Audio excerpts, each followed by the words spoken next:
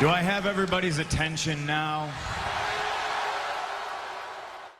Yo, ici c'est Gatchatrap, la chaîne on parle catch. Aujourd'hui une review du retour dans le passé. Encore un épisode du retour dans le passé. On attaque avec Hell in a Cell 2012, présenté par JBL, Michael Cole au commentaire, accompagné de Jim Ross. On commence directement en opener avec Alberto Del Rio contre Randy Orton. Un match pour la fierté, un match pour l'honneur de leur famille.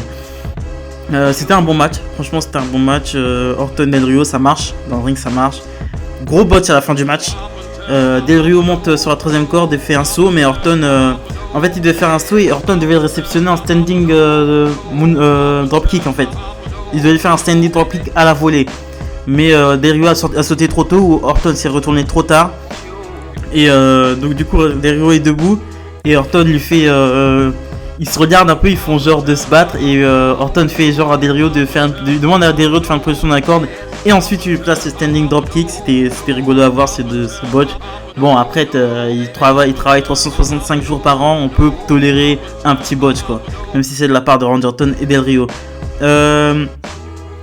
Voilà, le final c'est que Del Rio, Randy Orton est dans le coin opposé. Del Rio tente de lui faire un Shining Wizard comme il le fait quand la personne est dans le coin opposé, mais Orton lui place un RKO à la volée. Magnifique finish, le finish était magnifique, je conseille d'aller le voir. Orton et Rio, Hell in a Cell 2012, bon match et surtout super finish. Le Shining Wizard de Del Rio compté en RKO, c'était magnifique. Josh Matthews, on retrouve Josh Matthews qui interview Vicky Guerrero. Et Vicky Guerrero qui est coupé par Paul Heyman. Paul Heyman qui veut demander à Vicky Guerrero d'annuler le match entre CM Punk et Ryback qui se déroulera en main event ce soir. Mais elle refuse mais Heyman essaie de la brosser dans le sens du poil pour qu'elle reconsidère son offre. On enchaîne ensuite avec les champions par équipe Team Hell No qui ont gagné leur titre à Night of Champions contre les Rhodes Scholars. Damien Sandow accompagné de Cody Rhodes. Les Rhodes Scholars ont gagné leur opportunité contre Rey Mysterio et Sin Cara et ils ont gagné leur opportunité pour le match pour le titre contre Rey Mysterio et Sin Cara et ils ont gagné leur opportunité pour aller affronter la Team Hell No. Team Hell No toujours aussi divertissant. Daniel Bryan et Kane, ça marche hyper bien. Bryan casse à un moment donné, Kane casse le tombé de Daniel Bryan, ce qui crée une dissension dans leur équipe. À un moment donné aussi Daniel Bryan est sur l'apron du ring, il saute pour mettre son high knee mais il loupe Cody Rhodes et il atteint Kane. Il commence à se prendre de la tête, ça finit en embrouille. À un moment donné aussi Cody Rhodes met un crossroads à Daniel Bryan, mais à un moment donné Kane vient casser le tombé et sauver Bryan, mais Kane pète complètement un pont et commence à tabasser Cody Rhodes et Damien Sandow, ce qui les disqualifie et qui commence à... Après Daniel Bryan et Kane commencent à s'embrouiller à l'extérieur du ring. Daniel Bryan il commence à se pousser et Kane pour calmer Daniel Bryan fait sortir les pyros. Bon, ce que j'ai pensé de ce match, c'était pas le meilleur match par équipe de la Terre, mais ça se tenait. En fait c'était vraiment c'est vraiment un match bouche-trou quoi, juste pour en fait les stars de ce match c'est Kane et Daniel Bryan quoi. On veut savoir ce qui va se passer après, on veut savoir comment leur équipe va évoluer quoi, et on leur donne des adversaires comme ça pour qu'ils se fassent la main quoi. On enchaîne avec une interview de Josh Matthews qui interview Miz qui parle de sa récente défaite au profit de Kofi Kingston pour le titre intercontinental.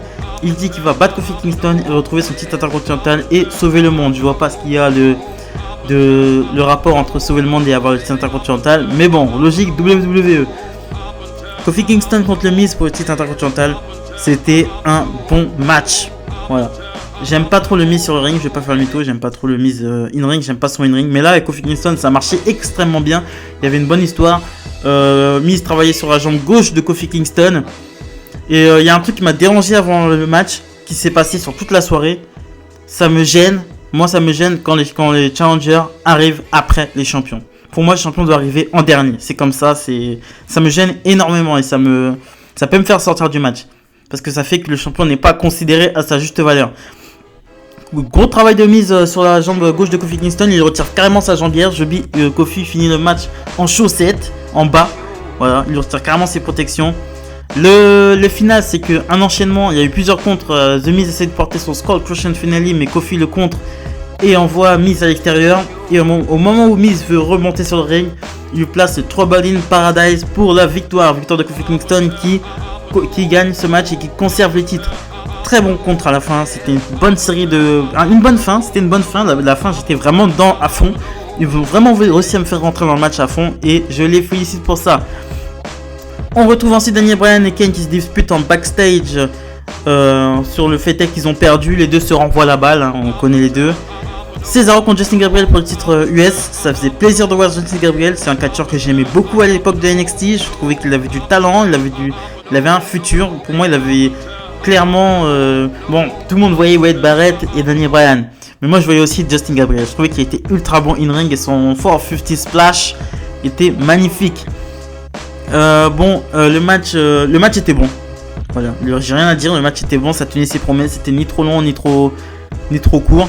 À un moment, Justin Gabriel tente un springboard sur Cesaro à l'extérieur du ring qui le contre en manchette portée à l'européenne et lui porte le neutralizer pour la victoire. Cesaro qui conserve le titre des États-Unis. Petite promo ensuite sur la rivalité de Ryback et CM Punk.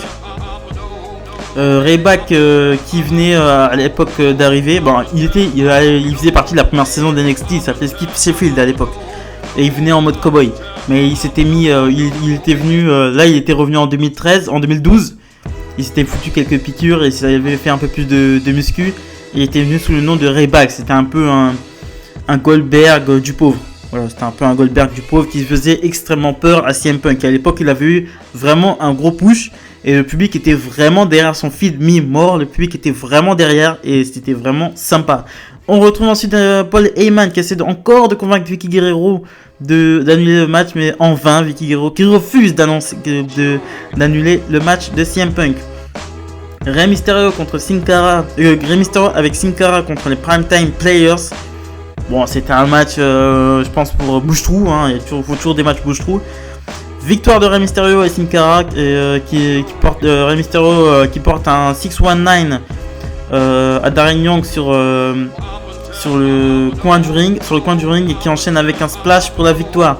Et gros choc violent à la tête de Sin Cara, un moment sur un raté de Titus O'Neil qui fait une souplesse, mais Sin Cara tombe la tête la première sur le ring, en fait le haut de la tête en premier sur le ring. C'était extrêmement violent et il a perdu connaissance un petit moment, mais ça va aller. Sheamus contre Big Show pour le titre de championnat du monde poids lourd. Le combat, en fait, l'histoire du combat, c'est que Sheamus disait que le Brogue Kick Big Show était venu et il disait que le KO Punch était plus fort que le Brogue Kick. En fait, la rivalité était basée sur le KO. Est-ce que le KO Punch peut venir à bout du Brogue Kick de Sheamus? Parce que le Brogue Kick de Sheamus était vraiment était vraiment bien vendu comme une prise ultra violente. Après la rivalité contre Alberto Del Rio que je vous ai faite à Night of Champion 2012. Là, c'était Big Show qui venait tenter sa chance pour le titre de lancer poids lourd. Titre de championnat du monde poids lourd. Le match était long, c'était un peu trop long pour moi. C'était un peu trop long, surtout pour le rythme du match. Ça a commencé à s'emballer à la fin. Mais grosse domination du Big Show. Bon, le final, c'est que Sheamus tente un Brogue Kick, Big Show l'esquive et non, même pas. Sheamus tente un Brogue Kick et Big Show lui met le KO Punch pendant qu'il est en train de courir pour mettre le Brogue Kick. Et Big Show qui devient nouveau champion du monde poids lourd. Ensuite, on retrouve CM Punk en backstage avec Vince McMahon. CM Punk qui demande à Vince d'annuler le match. Vince lui demande s'il a peur de Ryback. CM Punk lui répond que non. Vince lui dit alors si tu n'as pas peur de Ryback. En fait, lui dit si t'as pas peur de Ryback, ben va sur le ring et prouve que t'es le best in the world. Ensuite, on enchaîne avec le match pour le titre féminin. Et Eve contre Layla contre Kaitlyn. C'était bon. Franchement, pour un match féminin en 2012, c'était pas mal. Franchement, pour un match féminin en 2012, c'était pas mal. C'était pas trop long, c'était pas trop chiant. Parce qu'avec les filles, ça peut vite devenir chiant. À cette époque-là, ça pouvait vite devenir chiant. Je vous rassure. Kaitlyn, le final, c'est que Kaitlyn passe son Power Slam sur Layla. Il fait le tomber, mais Eve casse le tomber avec un sweat-on et en profite pour faire le compter sur Layla. Donc Eve qui s'assoit vraiment en tant que top heel de la fédération et qui conserve son titre. Ensuite, on passe au main event of the evening. CM Punk contre Ryback dans un Hell in a Cell match. Le show s'appelle Hell in a Cell, mais il y a un seul match Hell in a Cell. Ça, j'ai trouvé ça aussi bizarre. Et j'ai trouvé ça aussi très bizarre que CM Punk arrive avant Ryback. Ça, j'ai trouvé vraiment pas ça normal. En fait, le match était nul. Il était nul, mais je me savais pas souvenir qu'il était aussi nul. Hein. Franchement, c'est peut-être parce que de 2012 à aujourd'hui, j'ai évolué et je vois un peu plus de choses, un peu plus en profondeur. Mais je trouve que le match est une nullité absolue. En fait, tout le match est construit sur le fait que CM Punk essaie de fuir. Il essaie de fuir, mais Ryback réussit toujours à l'attraper. Et à la fin du match, en fait, Ryback est sur le point de porter son chair shot, son finisher. Mais l'arbitre, qui n'est autre que Brad Maddox, met un low blow à Ryback et CM Punk fait le compter pour la victoire. Et à un moment donné, CM Punk quand il a gagné le match, il essaie de fuir à tout prix, mais il met du temps à ouvrir la cage. Donc Ryback chope Brad Maddox, le détruit. Et CM Punk essaie de s'enfuir de la cage. Ryback le chope. Il lui fait une projection contre la cage. CM Punk grimpe au-dessus de la cage. On ne sait pas pourquoi. Il grimpe au-dessus de la cage. Ryback le chope et lui fait un chair shock. Et le match se finit là-dessus. Et le show le finit là-dessus. Par rapport à Night of Champions, franchement, c'était moyen. C'était grave moyen. Ouais, il y a eu 3 matchs qui sont bons. Non, franchement, c'était grave moyen, quoi. C'était grave moyen. J'espère que le prochain show sera meilleur. Je vous remercie de m'avoir écouté. Likez, commentez. C'est très important pour le développement de la chaîne. Salut les amis. Et review d'Euro qui sort ce soir aussi. Je fais une review d'Euro qui sort ce soir avec une petite vidéo de mon intro. Salut les amis.